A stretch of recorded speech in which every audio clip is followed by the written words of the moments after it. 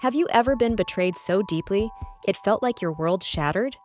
What if that betrayal wasn't just emotional, but financial, and involved your closest friend and your boyfriend?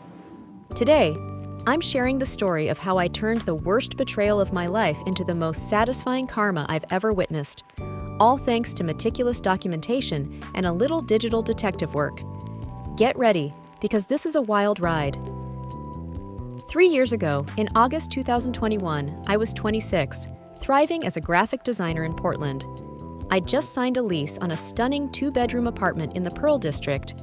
The rent was $2,400 a month, a hefty sum for one person, but I had the ideal solution: my best friend since college, Jessica. Jess and I had been inseparable for 6 years. We shared countless memories: late-night study sessions fueled by coffee, spontaneous road trips to the Oregon coast, and even matching tattoos after one too many margaritas. She was the maid of honor at my sister's wedding, and I was godmother to her beloved cat. We were that level of close, a bond I thought was unbreakable. When I told her about the apartment, she literally screamed with excitement on the phone. "Oh my God, Emma! I've been dying to get out of my studio!" Jess was charismatic, always the life of the party, with an infectious energy that made even boring Tuesdays feel like Friday nights. Everyone loved Jess, and I was no exception. We moved in together in September, splitting everything 50-50. I took charge of the lease paperwork and setting up utilities because, frankly, Jess was notoriously bad with administrative tasks. She'd forget to renew her driver's license, miss credit card payments, and misplace important documents. So I meticulously set up our shared utilities, created a joint spreadsheet for expenses, and, here's the detail that seemed so innocent at the time, I saved all our account passwords in a shared Google Doc. "Just in case you need to access anything when I'm traveling for work," I explained, thinking I was being helpful. She hugged me tightly. "You're literally the most organized person I know. What would I do without you?" My boyfriend, Marcus, also loved our new place. He'd spend most weekends with us, and the three of us would cook dinner, watch movies, and play board games. Jess often joked that we were like a little family. Marcus worked in finance, traveled frequently for client meetings, and seemed like a stable, reliable partner. We'd been together for 2 years, and everything felt perfect, for exactly 4 months. The first subtle shift happened in early January. I came home from work on a Wednesday, expecting Marcus to be in Seattle for a conference. Instead, I found Jess acting unusually jumpy.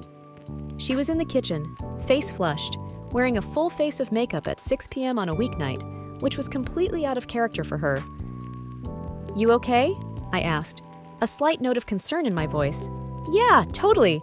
Just had a Zoom date. You know how it is?" She laughed a little too loud, a sound that now, in retrospect, felt forced. I didn't think much of it at the time. Jess was always dating someone new, and I dismissed it as her usual bubbly self. Then, Marcus started acting strangely about his phone. We'd be watching TV, and when a text came through, he'd quickly angle the screen away from me, almost instinctively. When I asked him about his Seattle trip, he became unusually defensive. "Why are you interrogating me? It was fine. Boring meetings." His tone was sharp, a stark contrast to his usual calm demeanor. Despite these red flags, I trusted them both implicitly. I made excuses for their behavior. Marcus was stressed about work. Jess was probably going through something personal. My mind, ever the optimist, refused to connect the dots. I believed in the people I loved, perhaps to a fault. Then came January 18th. I remember the date vividly because it was my mom's birthday, and I'd left work early to drive to Eugene for her surprise party. I texted Jess around 2 p.m., heading to my mom's, back tomorrow afternoon. She replied with a heart emoji, a seemingly innocent gesture that now feels like a cruel mockery. I arrived in Eugene, enjoyed dinner with my family, but then realized I'd forgotten the custom birthday card I'd spent hours designing for my mom. As a graphic designer, I took pride in my work, and this card was special. My sister convinced me to drive back that night to retrieve it. "It's only 90 minutes, and you know Mom will love it," she urged. Reluctantly, I agreed, not knowing I was driving straight into a nightmare. I got home around 10 p.m. The apartment was dark, save for a sliver of light escaping from under my bedroom door. A chill ran down my spine. That's when I heard it. Voices. Low, intimate laughter. Then, sounds that made my stomach drop. Sounds that were unmistakably not coming from a Zoom date. I stood in the hallway for what felt like an eternity, maybe 30 seconds, frozen in disbelief. My hands started shaking uncontrollably. With a surge of adrenaline and a heart pounding in my ears, I pushed open the door. The scene that unfolded before me is seared into my memory. My bed, my sheets, my boyfriend, and my best friend. They both froze, caught in the act. Marcus scrambled to cover himself, his face a mask of shock and shame. Jess just stared at me, eyes wide, mascara smudged, a deer caught in headlights. "Emma," Marcus stammered, trying to form an explanation. My voice, when it came, sounded distant, alien. "Get out!" I commanded, the words barely a whisper, but laced with an icy fury. "Emma, let me explain," he pleaded. "Get out!" I roared, my voice finally finding its power. He grabbed his clothes and fled, leaving Jess alone in my bed, wrapped in my blanket. Then she uttered the words, I'll never forget. Words that twisted the knife deeper. "It just happened, Em. We didn't mean to hurt you. You're gone so much for work, and he was lonely, and I was lonely, and—" My mind reeled. "So you fucked him in my bed?" I retorted, the sheer audacity of her excuses fueling my rage. She had the nerve to look offended. "Don't slut-shame me. This is about your relationship problems, not me." That night, I slept on the couch, unable to even step foot into my own room. The stench of betrayal thick in the air. The next 2 weeks were a blur of emotional wreckage. I broke up with Marcus via text, ignoring his 47 desperate messages trying to explain himself. I blocked him, severing all ties. Moving out wasn't an option. I was locked into a year-long lease. So, Jess and I existed in a suffocating, toxic silence. She stayed in her room, I stayed in mine. I bought new sheets, burning the old ones in the apartment complex fire pit, a symbolic act of cleansing. But the nightmare was far from over. It was just beginning to morph into something even more insidious. February 1st arrived, and with it, rent was due. I paid my half, $200 promptly. I checked our joint account, the one we used for shared expenses. Jess hadn't paid. I knocked on her door, my voice strained. "Rent's due." "I know. I'm a little short this month. I'll get it to you," she replied casually. February 5th came and went. Still nothing. February 10th, I texted her, but received no response. By February 15th, my patience had worn thin. I confronted her in the kitchen. "Jess, you owe $200. The landlord is going to charge late fees." She rolled her eyes, a gesture that infuriated me. "I lost my job, okay? I'm broke. You'll get your money." "You lost your job? When?" I asked, stunned. "December. I've been looking, but it's hard out there." She had been unemployed for 2 months and hadn't bothered to tell me. All this time, I'd been covering utilities because she'd claimed she was waiting for her paycheck to clear. To avoid eviction, I paid her half of the rent, another $200, draining my savings further. March 1st, the same scenario unfolded. She promised to pay next week. I paid again. By April 1st, I told her I couldn't keep covering her expenses. Her response was chillingly self-pitying. "What do you want me to do, Emma? I'm trying my best. Sorry I'm not perfect like you." By mid-April, she owed me a staggering $4,800 in rent alone, plus utilities. My savings were rapidly depleting, and the stress was immense. This financial exploitation was a new layer of betrayal, a calculated move to take advantage of my trust and generosity. Then came the first discovery that truly opened my eyes. One night, procrastinating on a design project, I was cleaning out my email spam folder. I noticed a notification from our cable company. "Thank you for upgrading to Premium Plus," dated April 10th. I hadn't upgraded anything. A knot of dread tightened in my stomach. I logged into the account. Someone had added HBO, Showtime, and the sports package, an extra $89.99 a month. I checked the account activity. The change was made from Jess's laptop. Fury surged through me. I stormed to her room. "Did you upgrade our cable?" "Oh yeah, I wanted to watch the new season of that show. You don't mind, right?" she said, completely unconcerned. "You're 4 months behind on rent and you're buying premium cable?" I demanded, incredulous. She shrugged. "I needed something to cheer me up. You're so negative lately." I immediately downgraded the package, but her flippant attitude ignited a spark of suspicion. What else was she doing? I logged into our electricity account. We had agreed to keep the thermostat at 68 degrees to save money.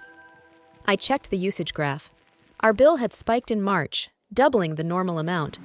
I installed a smart thermostat app and discovered she was cranking the heat to 76 degrees every day while I was at work. This wasn't just carelessness.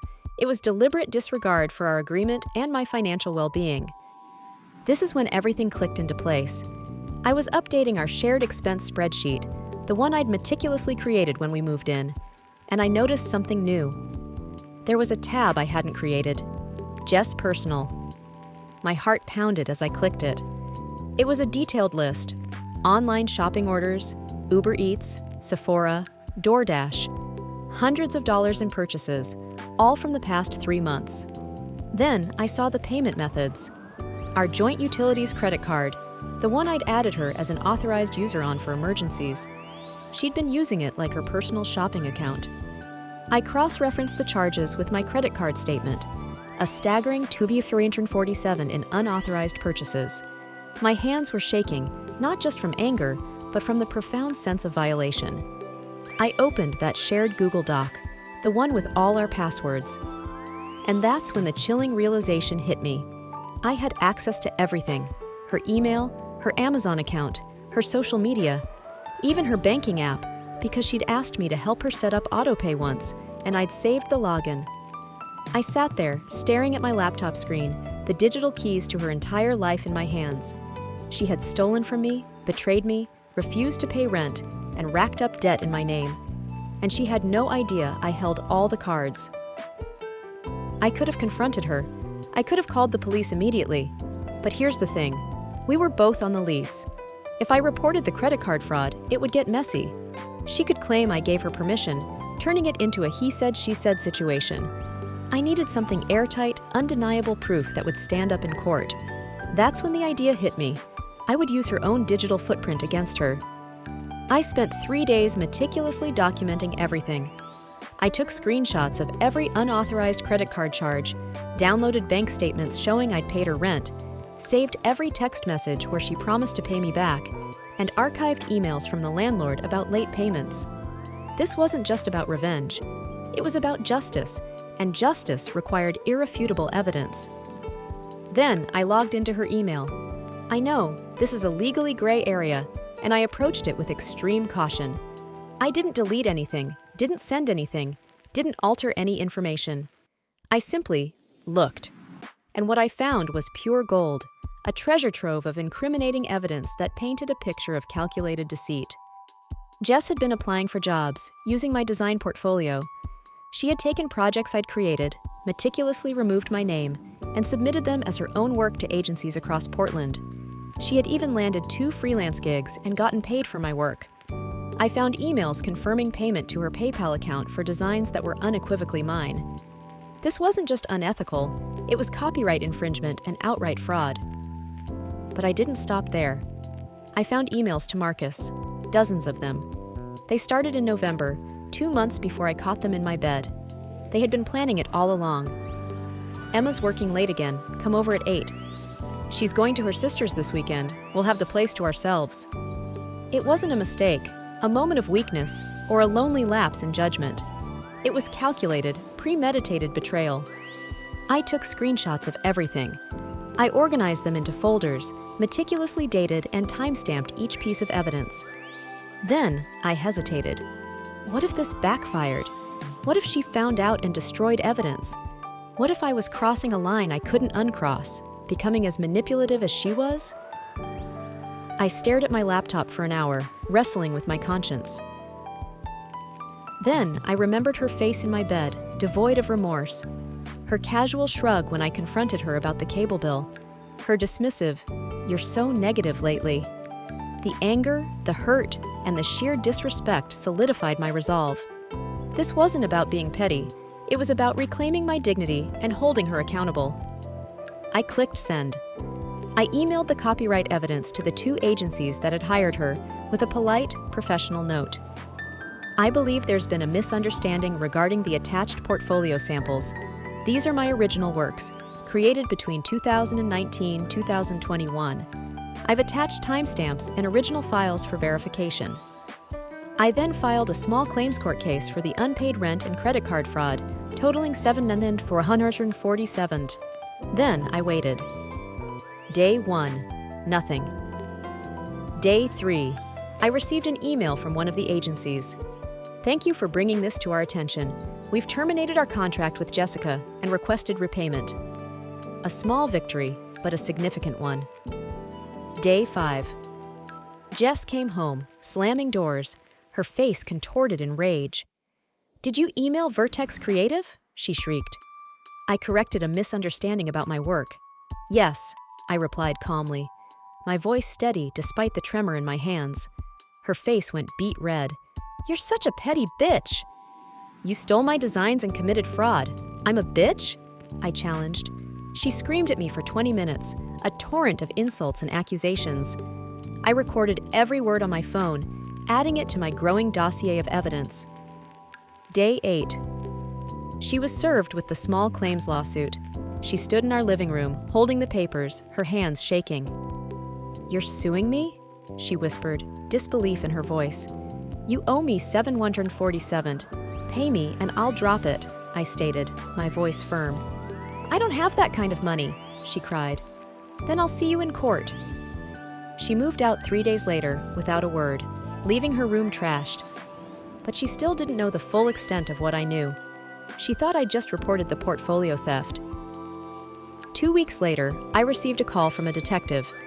It turns out, when the agencies demanded repayment for the fraudulent work, Jess didn't have the money.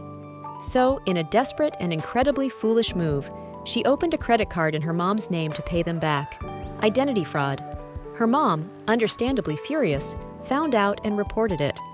The detective asked if I had any information about Jessica's pattern of financial deception. I sent him everything: the credit card fraud, the unpaid rent, the recorded screaming match, the evidence of her using my designs. My meticulous documentation paid off in ways I hadn't even anticipated. The small claims hearing was in June. Jess showed up with no lawyer, no evidence, just a string of pathetic excuses. I was going through a hard time. Emma's being vindictive. The judge, however, was not swayed. He looked at my organized binder of evidence, bank statements, screenshots, text messages, emails, even the recording of her outburst, and awarded me the full amount plus court fees, 70 to 89. Jess was ordered to pay within 90 days. She never paid. So I garnished her wages from the new retail job she'd gotten, ensuring I got every penny she owed me. But the real karma? The identity fraud charge from her mom stuck. Jess pled guilty to avoid jail time. She received 2 years probation, community service, and a permanent criminal record. She can no longer work in finance, marketing, or any job requiring background checks. Last I heard, she's working at a call center in Beaverton, a far cry from her dreams of a glamorous life. Me? I found a new roommate through a friend, an accountant named Priya who pays rent early and bakes sourdough on weekends. I got a promotion at my design agency, a testament to my hard work and integrity. I'm dating someone new, someone who understands boundaries and doesn't think my bedroom is a hotel. My life has moved on, healed and thrived. Jess, on the other hand, tried to resurface. She sent me a Facebook message last year. "Hey Emma, I know we didn't end well. I'm in therapy now and working on myself. I'm really sorry for everything. Do you think you could write a character reference letter for my probation officer?" I left her on read. Some bridges are meant to stay burned. But the most ironic part? 3 months ago, I was scrolling LinkedIn and saw a connection request from Marcus. His message read, "Hey Emma, I saw you're working at Cascade Creative now. I'm actually looking to rebrand my consulting firm. "Would you be open to freelance work? I can pay your rate." I replied, "My rate is $10,000, upfront, non-refundable." He never responded. The satisfaction was immense. Here's what I learned from this whole ordeal, and what I hope you take away from my story. Document everything: texts, emails, receipts, screenshots. You never know when you'll need proof. In our increasingly digital world, your digital footprint can be your greatest defense. Trust your gut. If someone's acting shady, there's usually a reason. Don't let loyalty blind you to red flags. Karma exists. Sometimes it just needs a little help from a well-organized spreadsheet, a shared Google Doc, and a determined individual. Jessica, if you're watching this, you should really change your passwords. And to everyone else, thank you for listening to my story. Have you ever experienced a betrayal like this? What steps did you take to protect yourself? Share your stories and advice in the comments below. Don't forget to like this video, subscribe for more real-life stories, and hit that notification bell so you don't miss out on future content. Your support helps me share these important lessons.